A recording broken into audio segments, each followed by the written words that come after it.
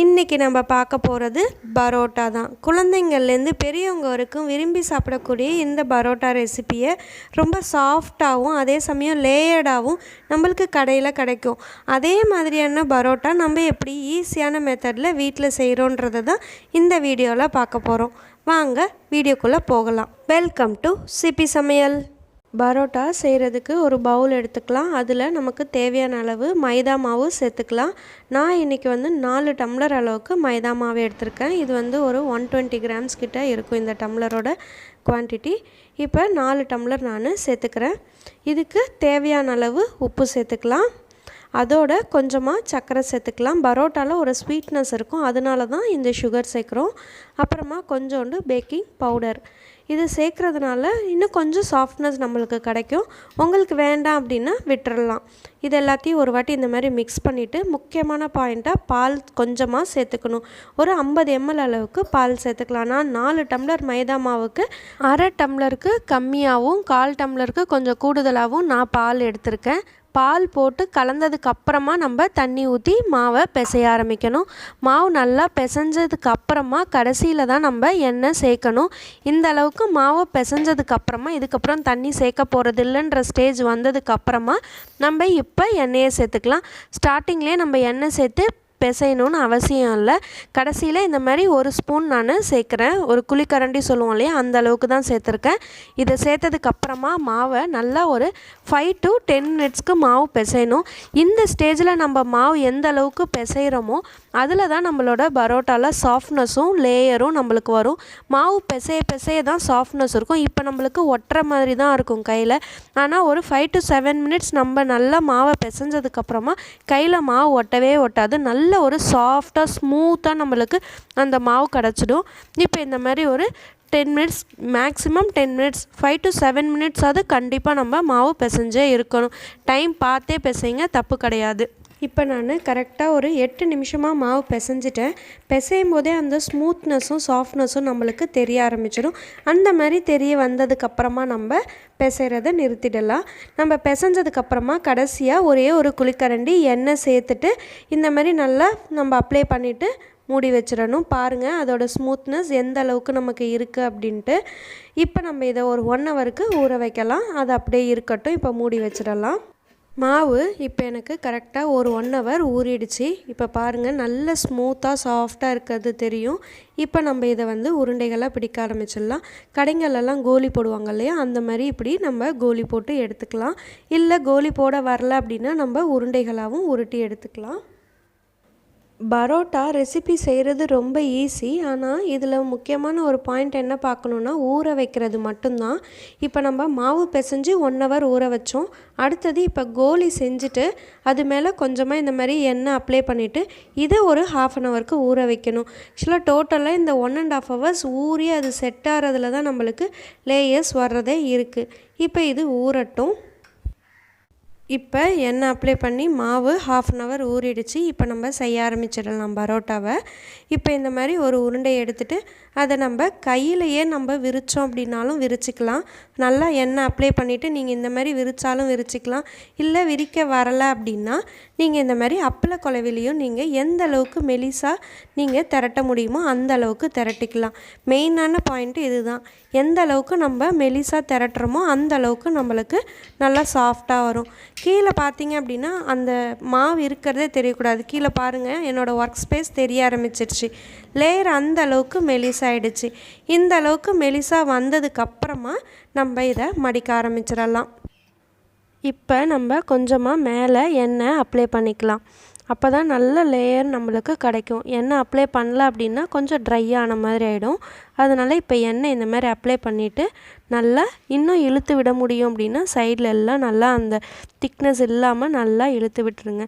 எண்ணெய் இருந்ததா அப்படின்னா தான் நம்மளுக்கு நல்லா மெலிசாக இழுக்கவும் வரும். இப்போ இந்த மாதிரி ஒரு சைடு கார்னர்லேருந்து லைட்டாக இழுத்த மாதிரி ஒரு சைடு எடுத்தீங்க அப்படின்னா அப்படியே வந்துடும் உங்களுக்கு. ஒரு சைட்லேருந்து எடுங்க. இந்த மாதிரி எடுத்துட்டு அதை இந்த 2 ஃபிங்கரில் இப்படி நம்ம ரவுண்ட் பண்ணணும். இப்படி நம்ம ரவுண்ட் பண்ணோம் அப்படின்னா அவ்வளோதான். தானாக அந்த நம்ம சாரியில் மடிப்பு வரும் இல்லையா, அந்த மாதிரி நம்மளுக்கு வந்துடும். எண்டை அப்படியே கீழே நம்ம டக் பண்ணிட்டோம் அப்படின்னா முடிஞ்சிருச்சு. நம்மளோட பரோட்டா. இந்த மாதிரி நான் அடுத்ததும் உங்களுக்கு நான் செஞ்சு காட்டுறேன். கடைகளெல்லாம் விசிறி விட்டு செய்வாங்க பரோட்டா, அந்த மெத்தட் தான் பார்க்க போகிறோம். லெஃப்ட் ஹேண்டை கீழே வச்சுக்கணும், கட்டை விரல் மேலே இருக்கணும், ரைட் ஹேண்டில் 3 விரல் மேலே இருக்கணும். இந்த மாதிரி வச்சுட்டு கையை நவுத்தி இந்த மாதிரி நம்ம விசிறணும் அப்படின்னா நம்மளுக்கு நல்லா பெருசாகும். ஒரு சில சமயம் கிளியும், ஒரு சில சமயம் கிளியாமையும் வரும். இப்போ நான் செய்யும்போது கொஞ்சம் கிழிஞ்சு தான் வந்திருக்கு, அதனால் தப்பும் கிடையாது கிளிகிறதுனால. இந்த மாதிரி நல்லா விசிறினதுக்கப்புறமா நம்ம மேலே ஆயில் அப்ளை பண்ணணும். நம்மளுக்கு கிழிஞ்சிருக்கே, ஷேப் வேறு மாதிரி இருக்கே அப்படின்லாம் நினைக்கவே வேண்டாம். இதை நம்ம மடித்து வைக்க தான் போகிறோம், ரவுண்டாக்க போகிறோம். அதனால் எந்த ஒரு ஷேப்பில் இருந்தாலும் கிழிஞ்சிருந்தாலும் கவலையே பட வேண்டாம்.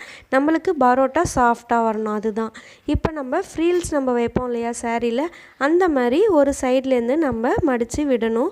இந்த மாதிரி ஃபுல்லாக அப்படியே நம்ம ஃப்ரீல்ஸாக மடித்து தூக்க தானாக நல்லா நீண்டு வரும். இந்த மாதிரி ஃபுல்லாக நம்ம மடித்ததுக்கப்புறமா இதை அப்படியே நம்ம ரவுண்ட் பண்ண வேண்டியது தான். இதுவும் பார்த்திங்க அப்படின்னா நம்மளுக்கு சாரியில் ஃப்ரீல்ஸ் வச்ச மாதிரி அப்படியே லேயராக நம்மளுக்கு கிடைக்கும். அவ்வளோதான். இது ஒரு மெத்தட். நம்ம விசிறி விட்டு ஃப்ரீல்ஸ் வச்ச மாதிரி வச்சது. ஃபஸ்ட்டு மெத்தட் பார்த்தது நம்ம கடைகளில் ஃபிங்கர்ஸ்லேயே சுற்றுவாங்க இல்லையா, அந்த மாதிரி நம்ம பார்த்தோம். இது 2 மெத்தட். இதில் 3வது மெத்தடாகவும் இருக்குது, நான் அதையும் உங்களுக்கு நான் செஞ்சு காட்டுறேன். இப்போ நம்ம பார்க்க போகிறது 3rd மெத்தட், நைஃப்பில் கோடு போடுறது. நம்ம பரோட்டாவை விசிறி விட்டு விரிச்சாச்சு. அதுக்கு மேலேயே பக்கத்துலேயே எந்த அளவுக்கு பக்கத்தில் உங்களால் லேயர்ஸை இந்த மாதிரி கத்தியில் கோடுகள் போட முடியுமோ அந்த அளவுக்கு கோடுகள் போடுங்க. இதுவும் அதே மாதிரி நல்ல லேயர்டாகவே வரும்.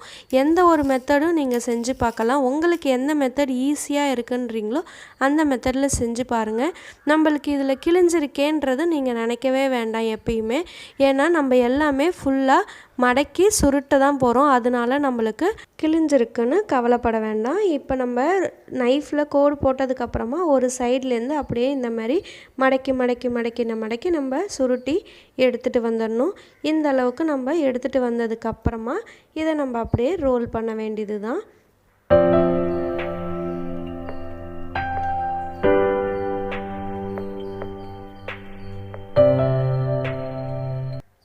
இதையும் அப்படியே நம்ம ரோல் பண்ணிட வேண்டியது தான், வேறு ஒன்றுமே இல்லை. ஈஸியான மெத்தடு தான் எல்லாமே. நம்ம 1க்கு 2 வாட்டி செஞ்சு பார்த்தோம் அப்படின்னா நம்ம பரோட்டா இதுக்கப்புறம் கடையில் வாங்கவே வேண்டாம், வீட்டிலையே ஈஸியாக செஞ்சிடலாம்.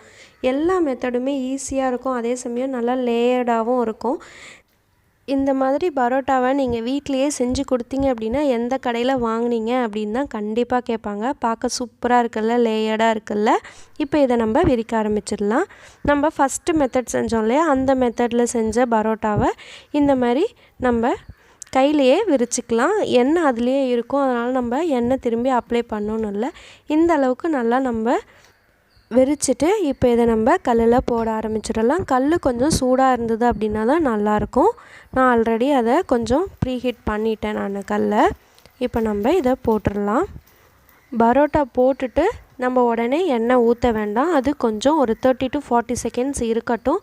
அதுக்கப்புறமா நம்ம திருப்பி போடலாம். திருப்பி போட்டதுக்கப்புறமா நம்ம எண்ணெய் ஊற்றணும் அப்படின்னாலே போதும். இப்போ நம்ம எண்ணெய் ஊற்றிக்கலாம். தேவையான அளவு எண்ணெய் சேர்த்துக்கோங்க.